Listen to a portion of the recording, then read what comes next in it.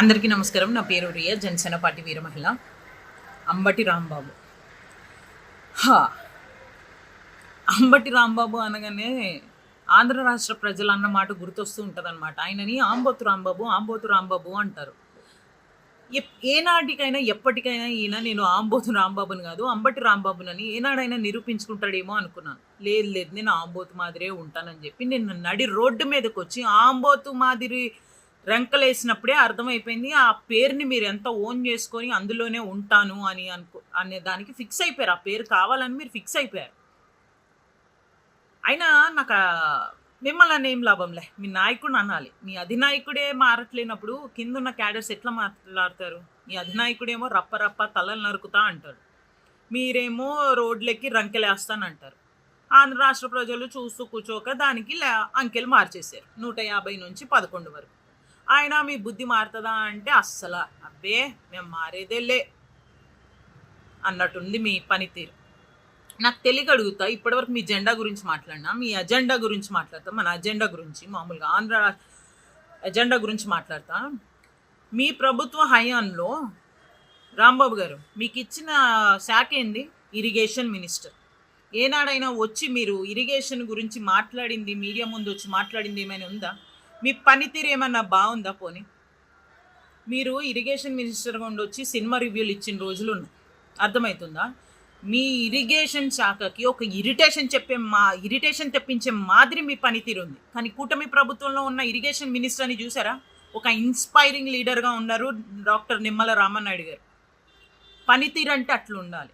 Polavaram project గురించి media ముందుకు వచ్చి ఆయన ఆ అప్డేట్స్ ఏంటి, ఎంతవరకు వెళ్తుంది, ఆ పని ఎక్కడి వరకు వెళ్ళింది అన్న దాని గురించి అప్డేట్స్ ఇస్తూ ఉన్నారు.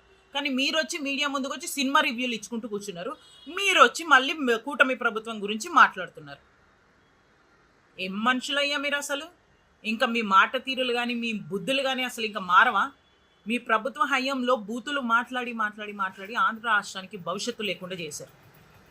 దానికి సమాధానంగా ఆంధ్ర రాష్ట్ర ప్రజలు మీ అంకెలు మార్చేశారు. అయినా నాకు తెలియక అడుగుతాను, నాయకుడిగా లక్షణాలు అసలు మీ నాయకులకే ఉండవా? మీ కిందన్న కార్యకర్తలకి ఏం నేర్పిస్తారు? ఈరోజు జనసేన పార్టీలో ఉన్న క్యాడర్ లేని కార్యకర్తల దగ్గరికి సమస్య కోసం వెళ్ళినా కూడా పరిష్కరించే దిశలో పవన్ కళ్యాణ్ గారి నాయకత్వం వహిస్తూ ఉంది. ఇటు నారా లోకేష్ గారి నాయకత్వం అసలు వెరీ ఇన్స్పైరింగ్గా యువతరానికి వాళ్ళకి ఏం అవసరం అని చెప్పి ఆ మాదిరి మీటింగ్స్ పెట్టి ఆయన కండక్ట్ చేస్తూ ఉన్నారు. చంద్రబాబు నాయుడు గారు ఆంధ్ర రాష్ట్ర అభివృద్ధికి ఎలా వెళ్ళాలి, దానికి ఎంత ముందుకు తీసుకెళ్తే మన ఆంధ్ర రాష్ట్రం బాగుపడుతుందనే దిశలో ప్రతి ఒక్క నాయకుడు వాళ్ళు తీసుకున్న శాఖలకి సంబంధించి వాళ్ళ పనితీరు ముందుకు తీసుకెళ్తూనే ఉన్నారు. కానీ మీరేం చేస్తున్నారు? మీరు మీ ప్రభుత్వం ఉన్నప్పుడు ఏం చేశారు? ఎన్ని బూతులు మాట్లాడారు, ఎన్ని వ్యక్తిగత విమర్శలు చేస్తున్నారు? మీలాంటి వాళ్ళు వచ్చి ఈరోజు ముఖ్యమంత్రి వర్యుల గురించి లకారాలతో మాట్లాడుతున్నారా? మీలాంటి నాయకత్వాన్ని మళ్ళీ ఆంధ్ర రాష్ట్ర ప్రజలు చూడాలనుకుంటారా? మాకు కూటమి ప్రభుత్వమే కావాలి అని ఈరోజు ఆంధ్ర రాష్ట్ర ప్రజలు పట్టుకొని కూర్చున్నారు. ఈరోజు ఒక బాధ్యత గల ఒక పరిపాలన చేసే నాయకులు మాత్రమే మాకు కావాలి. అది కూటమి ప్రభుత్వంతోనే సాధ్యమవుతుంది. అది గుర్తుపెట్టుకోండి. మీరు అర్థమవుతుందా? ఇలా రోడ్డెక్కేసి రంకెలేసేసి ఏవో మనుషుల్ని కురమాయించేసుకొని ఏవేవో చేసేస్తానంటే ఎవడు నమ్మడానికి సిద్ధంగా లేరు. మీ ఆటలన్నీ ఎప్పుడూ ముగిసిపోయినాయి.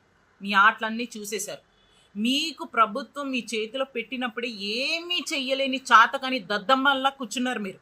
అర్థమవుతుందా? ఈరోజు వచ్చి లకారంతో మాట్లాడేసి మీరు ప్రశ్నించేస్తే అయిపోతుంది, ఇలా బూతులు తిడితే అయిపోతుంది అనుకుంటే పని అవ్వదు. గుర్తుపెట్టుకోండి.